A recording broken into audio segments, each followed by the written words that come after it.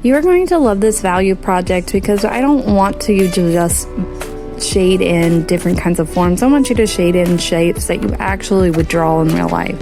So let's go ahead and get our drawing area. We'll do this in every single project where it's just simply taking a ruler, lining it up at the edge of your sketchbook or paper, and then just drawing that. I'm going to finish up at the top.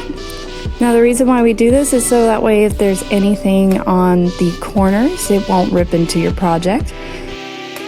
Once we're done with that, I want you to get out 3 flashcards or 3 small pieces of paper, and we're going to draw different size items on these cards. I'm going to go ahead and do a large item for one of the cards. I'm kind of keeping everything themed. Everything I'm going to be doing is going to be involving coffee. So I'm going to just start off with a coffee cup.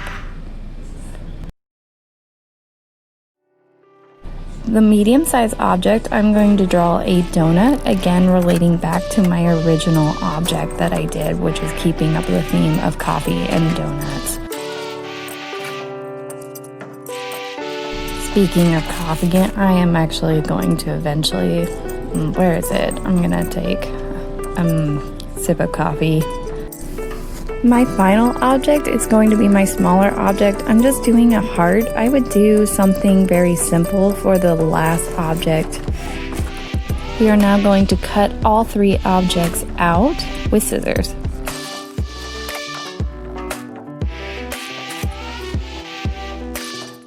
I want you to pay attention to how many times we're going to trace this object back into our sketchbook. I'm going to go ahead and get my large object and place it somewhere in the drawing area section of our project. I'm going to choose the bottom, but you can choose anywhere else to trace it, but you are only tracing this object once. Once I have the outline of my object, I'm now going to go back in and do these details. You can change them up or keep them the same.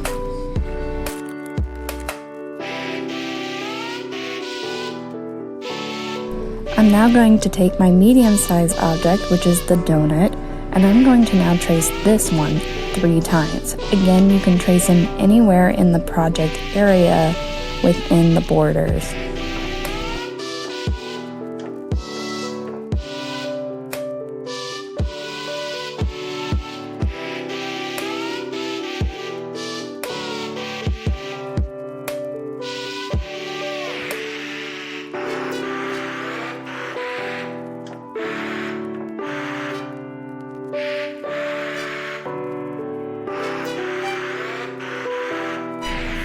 Now I'm going to add the details, and again, you can do the same design on each one, or you can do what I'm doing and just adding them a little bit different. Like there's always different kinds of donuts. Again, I think I'm going to add more of a glaze on this one. I'm going to add a little definition to it by adding a side circle, and then I think I'm going to do this with like a chocolate drizzle on there. I'm now going to add my smaller object, and I'm tracing this one 4 times. This is our last step, and I hope that you kept the object simple since we are tracing this 4 times. I'm choosing different locations. You can flip them around. You can keep them all the same direction. I encourage you to try to overlap objects just because it goes back into our vocabulary of art, which is understanding space and overlapping objects. Again, I'm just going to go in and do some details back into the outlines of the shapes, and you can either do the same repetitive details or you can change them up like I'm doing to make it a little bit more interesting.